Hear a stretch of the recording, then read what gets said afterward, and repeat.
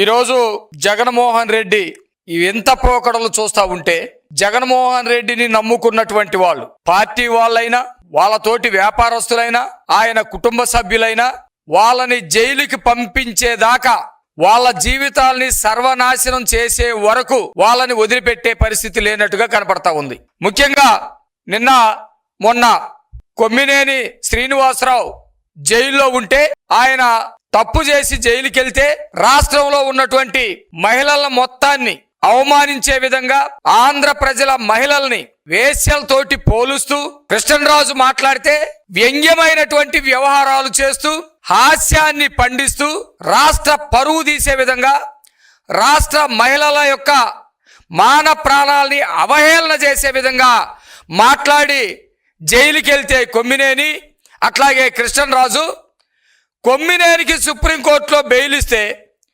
స్వతంత్ర పోరాటంలో విరోచితమైనటువంటి పోరాటం చేసి ఆయన జైలు గోడలు బద్దలు కొట్టుకొని బయటకు వచ్చినట్టుగా జగన్మోహన్ రెడ్డి మాట్లాడడం, జగన్మోహన్ రెడ్డి మీడియా వ్యవహరించడం, వాళ్ళకి సంబంధించినటువంటి కార్యకర్తలు దాని మీద ప్రెస్ మీట్లు పెట్టి కొమ్మినేనికి బెయిల్ వచ్చింది, ప్రభుత్వానికి చెంపదెబ్బ, ప్రభుత్వం సిగ్గుతో తల ఉంచుకోనని మాట్లాడతామంటే ఇంతకంటే దౌర్భాగ్యం, ఇంతకంటే నీచం ఇంకా ఎప్పుడు మనం చూడలేమనుకోవటం కూడా పొరపాటే. ఇంతకంటే దిగజారడేమో జగన్మోహన్ రెడ్డి, ఇంతకంటే నేర ప్రవృత్తిని ప్రదర్శించడేమో జగన్మోహన్ రెడ్డి అనుకున్న ప్రతిసారి జగన్మోహన్ రెడ్డి నేర ప్రవృత్తిని ప్రదర్శిస్తూనే ఉన్నాడు. ఇంకా కిందికి దిగజారిపోతా ఉన్నాడు. కనీసం పశువులాగా కూడా ప్రవర్తించలేని స్థితికి జగన్మోహన్ రెడ్డి వెళ్ళినట్టు కనపడతా ఉంది. కొమ్మినేని శ్రీనివాసరావు ఎందుకు జైలుకి వెళ్ళాడో తెలీదా? రాష్ట్ర ప్రజలు చూడలేదా? మీరు సుప్రీంకోర్టులో ఒక బలవంతమైనటువంటి బాగా డబ్బులు ఖర్చు పెట్టి ఒక మంచి లాయర్ని పెట్టి వాదించి ఉండొచ్చు.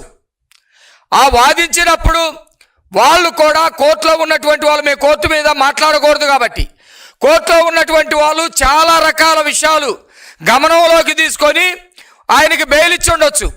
అంతకంటే ముందు జగన్మోహన్ రెడ్డి ఈ తప్పు చేసినటువంటి బ్యాచ్ని, రాష్ట్రంలో మహిళలు ఆగ్రహంతో ఉన్నారు, వాళ్ళు రోడ్డు మీదకి స్వచ్ఛందంగా వచ్చి ధర్నాలు చేస్తూ ఉన్నారు, నిరసనలు వ్యక్తం చేస్తూ ఉన్నారు. కాబట్టి ఇలాంటి తప్పు జరగకుండా ఉండాల్సింది నా ఛానల్లో జరిగింది కాబట్టి, నేను నిర్వహిస్తున్న టీవీలో జరిగింది కాబట్టి, నా దగ్గర జీతం తీసుకునేటువంటి వ్యక్తులు అపహాస్యం చేశారు కాబట్టి, నేను కుక్క బిస్కెట్లు వేసినటువంటి జర్నలిస్టులు ఈ విధంగా మాట్లాడుతూ ఉన్నారు కాబట్టి నేను రాష్ట్ర ప్రజలకి క్షమాపణ చెబుతున్నానని జగన్మోహన్ రెడ్డి మాట్లాడితే కూడా బాగుండేది. కానీ జగన్మోహన్ రెడ్డి ద్వారా ఆంధ్ర రాష్ట్ర ప్రజలు క్షమాపణలు అయితే కోరుకుంటున్నారు, కానీ జగన్మోహన్ రెడ్డి దగ్గర నుంచి ఏ రోజు కూడా క్షమాపణ రాలేదు. మీరు చూడండి, ఈరోజు చాలా పెద్ద తప్పు చేసినటువంటి కొమ్మినేని శ్రీనివాసరావు, అట్లాగే కృష్ణరాజు విషయంలో జగన్మోహన్ రెడ్డి రాష్ట్ర ప్రజల్ని క్షమాపణ అడగకపోగా ఎవరైతే దాని మీద ధర్నాలు చేశారో లేకపోతే వాళ్ళు మండిపడ్డారో వాళ్ళ మీద చెప్పులు రాళ్ళేయించేటువంటి పరిస్థితి చేసుకొచ్చాడు. ఇంకా వాళ్ళకి సంబంధించినటువంటి మాజీ ఎమ్మెల్యేలు రోజా కానీ లేకపోతే ఇంకొకరి చేత అనేక మంది చేత అదేమి తప్పు లేదు, అది చిన్న విషయం అనే మాట్లాడేటువంటి ప్రయత్నాలు కూడా జగన్మోహన్ రెడ్డి చేశాడు. ఇది పెద్ద ఆశ్చర్యమేం కాదు, ఇంతకంటే ఇది పెద్ద ఘోరం. ఇంతకంటే ఘోరాలు జరిగినప్పుడు కూడా మాట్లాడలేదు. స్వయాన అనంతబాబు అనేవాడు వాళ్ళ డ్రైవర్ సుబ్రహ్మణ్యాన్ని కేవలం వ్యక్తిగతమైనటువంటి గొడవతోటి అత్యంత క్రూరంగా చంపి డోర్ డెలివరీ చేస్తే జగన్మోహన్ రెడ్డి ఏమన్నా రాష్ట్ర ప్రజలకు క్షమాపణ చెప్పాడా? ఆ రోజు ముఖ్యమంత్రి హోదాలో చెప్పలేదు. లేదు 4 గోడల మధ్య అతన్ని ఏమన్నా నువ్వు తప్పు చేస్తున్నావని చెప్పాడా? చెప్పలేదు.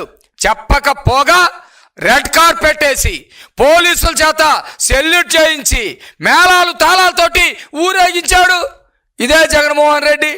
అలాంటి వ్యక్తి ఈరోజు కొమ్మినేని బెయిల్ మీద వచ్చాడని పండగలు చేయకుండా ఎట్లా ఉంటాడు? అలాంటి స్వభావం ఉన్నటువంటి వ్యక్తి వాటర్ని కొట్టి ఓటర్లు లైన్లో నుంచొని ఎందుకు రాకంటే ముందుకెళ్తున్నాం అని చెప్పేసి ఓటర్ అడిగితే ఓటర్ని పట్టుకొని కాలర్ బట్టి చెంప పగలగొట్టినటువంటి అన్నబత్తి శివకుమార్ని ఏమయ్యా, ఓటర్లు దేవుళ్ళు, ఓటర్లు ఓటేస్తేనే మనం ఎమ్మెల్యేలుగా, మంత్రులుగా, ముఖ్యమంత్రులుగా గెలుస్తాం, ఓటర్ల మీద చెయ్యి చేసుకోవటం తప్పు అని ఆ రోజు జగన్మోహన్ రెడ్డి ఏమైనా మాట్లాడాడా?